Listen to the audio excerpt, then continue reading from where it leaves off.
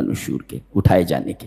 یہ 5 کرائٹیرین جس کے اندر وہی معبود ہوتا، اور یہ 5 کرائٹیریا ہمارے رب میں موجود ہے، لہذا وہی عبادت کے لائق ہے۔ اس کے بعد اللہ نے اپنی توحید کے بعد نبی کریم صلی اللہ علیہ وسلم کی رسالت کا تذکرہ فرمایا ہے، اور مشرکین کی طرف سے پھیلائے ہوئے اٹھائے ہوئے سوالات کے جوابات دیے جا رہے ہیں۔ وقال الذين كفروا ان هذا الا افك افتراه، یہ قرآن ایک جھوٹی بات ہے، بولتا اللہ اور کہتے وَأَعَانَهُ عَلَيْهِ قَوْمٌ آخَرُونَ، کچھ لوگوں نے اس کے لکھنے میں محمد کی مدد کی ہے صلی اللہ علیہ وسلم، خود لکھ لیا، کچھ دوسرے لوگوں نے مدد کی ہے۔ جواب اس کا یہ ہے، بیٹا اگر محمد صلی اللہ علیہ وسلم نے اسے خود لکھ لیا ہے تو یہ تو کہیں کسی اسکول میں گئے نہیں، تمہارے درمیان ہی پوری زندگی گزری ہے ان کی، تو جتنے بھی تمہارے آوا باوا ساوا ہیں، آنگڑو بانگڑو تانگڑو جتنے بھی ہیں سب کو جمع کر لو، ایسا کلام بنا کر کے دکھاؤ، جتنے بھی تمہارے ہیں آنگڑو بانگڑو تانگڑو سب کو جمع کر لو اور ایسا کلام بنا کر دکھاؤ۔ خاموشی ہے۔ تو وقال الذين كفروا ان هذا الا افك افتراه اعانه عليه قوم آخرون فقد جاءوا ظلما وزورا۔ یہ بہت بڑا ظلم ہے، یہ بہت بڑا جھوٹ ہے، یہ کہنا کہ قرآن کو محمد نے گڑھ لیا، دوسرے لوگوں نے گڑھنے میں مدد کی ہے، تو اگر ان کی مدد کی ہے لوگوں نے تو تم بھی بنا کر کے لاؤ نا۔ اس کا مطلب ہے کہ تم خود جھوٹ بول رہے ہو۔ دوسرے وَقَالُوا أَسَاطِيرُ الْأَوَّلِينَ اكْتَتَبَهَا فَهِيَ تُمْلَى عَلَيْهِ بُكْرَةً وَأَصِيلًا۔ اس کے بعد ایک دوسرا اعتراض کیا جا رہا ہے، وَقَالُوا مَا لِهَذَا الرَّسُولِ يَأْكُلُ الطَّعَامَ وَيَمْشِي فِي الْأَسْوَاقِ، یہ رسول ہو سکتا ہے کیا؟ یہ تو بازار میں چلتا ہے اور کھانا کھاتا ہے، کھانا کھاتا ہے اور بازار میں چلتا ہے، یہ رسول کیسے ہو سکتا ہے؟ اس کا جواب آگے دیا گیا ہے۔ آگے کیا دیا گیا؟ اللہ اکبر، بہت ہی پیارا جواب۔ وما ارسلنا قبلک من المرسلین الا انہم لیاکلون الطعام ویمشون فی الاسواق، آپ سے پہلے جتنے بھی انبیاء آئے، جتنے بھی رسول آئے، سب کھانا کھاتے تھے اور سب بازاروں میں چلتے تھے۔ یہ جواب دیا گیا۔ یہ کوئی نئی چیز تھوڑی ہے، جتنے بھی رسول آئے سب کے سب کھانا کھاتے تھے اور سب بازاروں میں چلتے تھے۔ جی جی، یہ جواب دیا گیا اس سوال کا کہ تو بازاروں میں چلتا ہے، کھانا کھاتا ہے۔ اچھا، کہتے ہیں لولا انزل الیہ ملک، اس کے اوپر فرشتہ کیوں نہیں اترا؟ جواب دیا گیا، بیٹا فرشتوں کو دیکھنے کی ہے طاقت تمہارے اندر، باتھ روم ہو جائے گا لنگی میں۔ آگے اس کا جواب دیا گیا، وقال الذين لا يرجون لقاءنا لولا انزل علينا الملائكة او نرى ربنا لقد استكبروا في انفسهم واتوا عتوا كبيرا۔ تو کوئی بولتا ہے کیا بول، اللہ اکبر، سبحان اللہ، کیا کلام ہے یار، کیا کلام۔ جو لوگ ہم سے ملنے کی امید نہیں رکھتے، رب سے ملنے کی امید رکھنا چاہیے، ہے نا۔ اگر رب سے ملنے کی امید دل میں بدھ جائے پھر دنیا حقیر ہو جاتی ہے، نہیں کہا جی میرے رب بس تجھ سے ملاقات کرنی ہے، تجھ سے ملاقات کرنی۔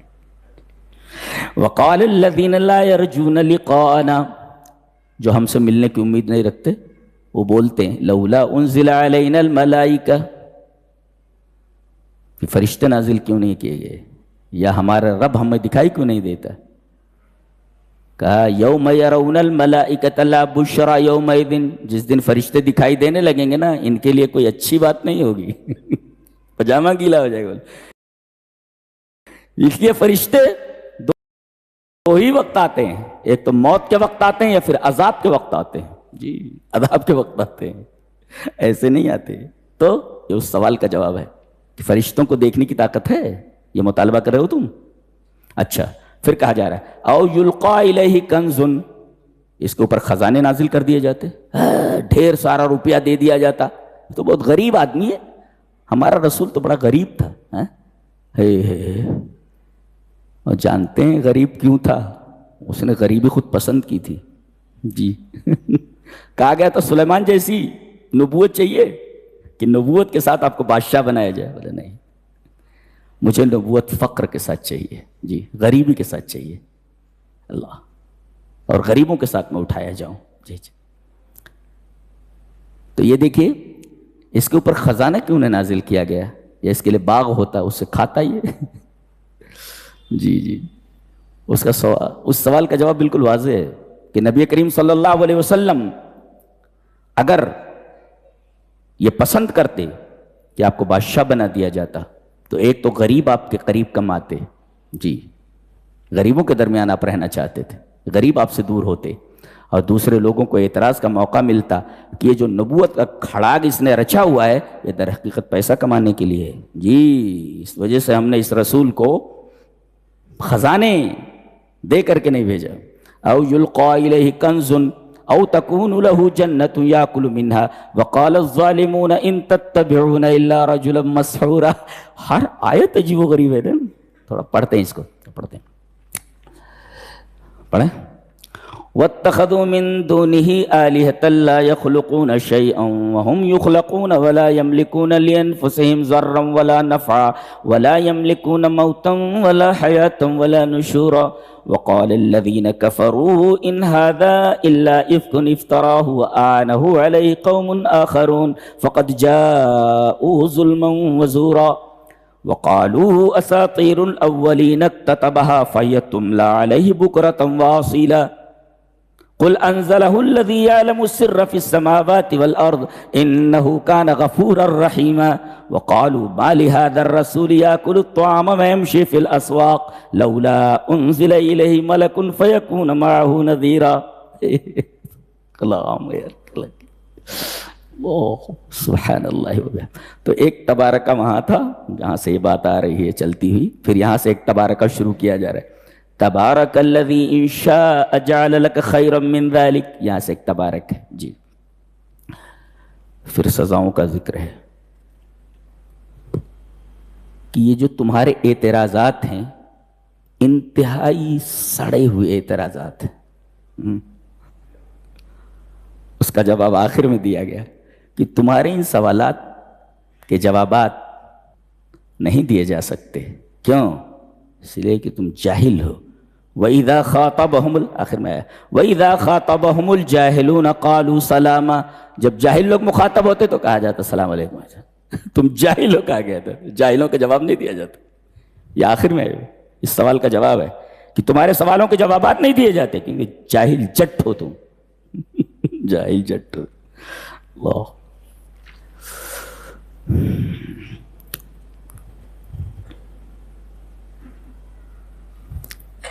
اس کے بعد فرمایا گیا کہ کل قیامت کے دن نبی کریم صلی اللہ علیہ وسلم مسلمانوں کے خلاف مقدمہ دائر کریں گے۔ دعویٰ کرنے والا کون؟ ہمارا نبی۔ کس کے اوپر؟ ہمارے اوپر۔ کس کے بارے میں؟ قرآن حکیم کے بارے میں۔ کس کی عدالت میں؟ اللہ کی عدالت جی۔ وقال الرسول یا رب ان قوم اتخذوا هذا القرآن مہجورا، اور جب رسول کہیں گے اے میرے رب میری قوم نے اس قرآن کو چھوڑ دیا تھا، مہجور بنا دیا تھا۔ مہجور کا مطلب ہوتا ہے وہ چیز موجود ہے مگر اسے فائدہ نہیں اٹھایا جا رہا ہے، اس کو مہجور بولتے جی۔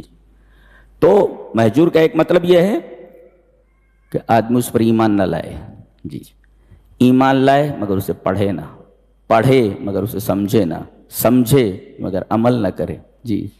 تو یہ تمام چیزیں مہجور ہونے کے زمرے میں آتی ہیں، قرآن کو چھوڑ دینے کے زمرے میں آتی ہیں جی۔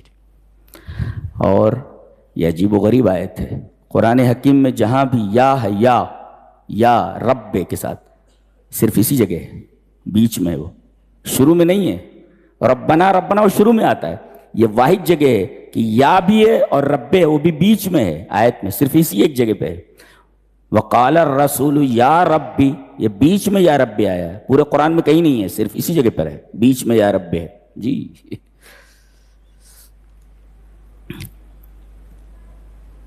پھر ایک سوال کا جواب دیا جا رہا ہے کہ قرآن دفعتم واحدہ کیوں نے نازل کیا گیا، ایک دم اتار دیا جاتا کتابی شکل میں، یہ 23 سال میں نجمن مجزأً کیوں اترا ہے؟ جواب دیا گیا کذالک لنثبت بہ فؤادک، تھوڑا تھوڑا ہم اس وجہ سے اتار رہے ہیں تاکہ آپ اسے اچھی طرح یاد کر لیں، آپ کے ذہن اور دماغ میں اچھی طرح بیٹھ جائے. جی فزکس کی کوئی کتاب ہے، ٹیچر پڑھاتا ہے، اس کے پاس صلاحیت ہے کہ وہ فزکس کی پوری کتاب کو ایک ہی فصل میں اور ایک ہی درس میں پڑھا دے، ایک ہی کلاس میں پڑھا دے.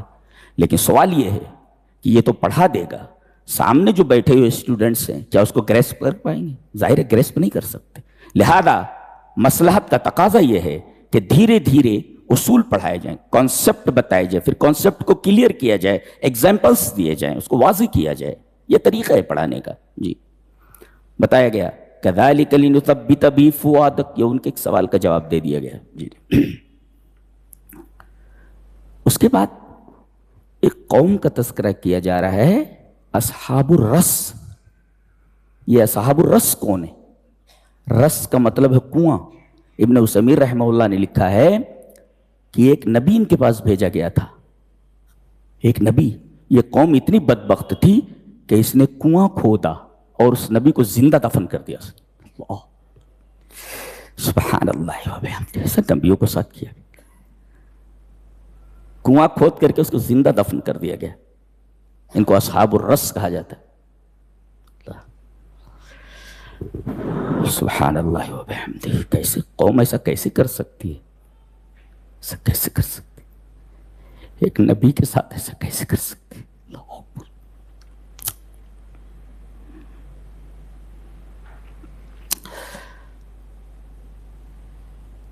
ایک سوال ہے کہ یہ جو اعتراضات ہیں کفار کی طرف سے، اس اعتراض کے پیچھے ذہنیت کون سی کار فرما ہے؟ ایسے اعتراضات کیوں کیے جاتے ہیں؟ جواب اس کا یہ ہے کہ نبی جو جو باتیں بتاتا ہے ساری باتیں ان کی خواہشات کے آڑے آ رہی ہیں. آڑے آ رہی ہیں. یہ کرنا چاہ رہے، نبی کہتا ہے یہ نہیں کرنا ہے. تو نبی کے اوپر جو اعتراضات کیے جا رہے ہیں اس کی واحد وجہ یہ ہے کہ نبی کی بتائی ہوئی باتیں ان کی خواہشات کے آڑے آ رہی ہیں. وہی بتایا گیا. جی اَرَأَيْتَ مَنِ اتَّخَذَ إِلَٰهَهُ هَوَاهُ، انہوں نے اپنی خواہش کو اپنا معبود بنا لیا ہے. جی جو خواہش کہتی ہے اس کے پیچھے چلنے لگتے ہیں. اب ان کی خواہشات کے آڑے آ جا رہی ہیں نبی کی باتیں، اس وجہ سے یہ نبی کے اوپر اعتراضات کرتے ہیں. یہ بنیادی چیز ہے اور اس پوری سورہ کریمہ کی تھیم ہے یہ. جی جی یہ آیت کریمہ اَرَأَيْتَ مَنِ اتَّخَذَ إِلَٰهَهُ هَوَاهُ. اچھا بتایا گیا کہ یہ تو اعتراضات کرتے ہی تھے، ساتھ ساتھ مذاق بھی اڑاتے تھے. یہ بہت خطرناک چیز ہوتی ہے، ایک ہے اعتراض کرنا اور ایک ہے سر عام مذاق اڑانا کسی نبی کا. بتایا گیا یہ ہمارے نبی کے ساتھ بھی ہو چکا ہے.